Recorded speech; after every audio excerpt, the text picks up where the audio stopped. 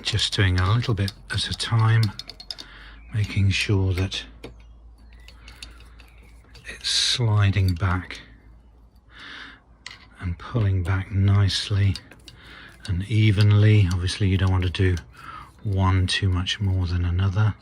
Can you see it's sliding back on these screws very nicely? Let's do this bottom one. Nearly there.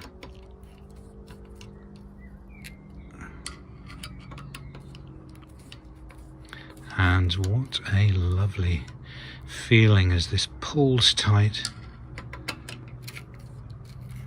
and the screw's got a lovely hard bite into those plugs.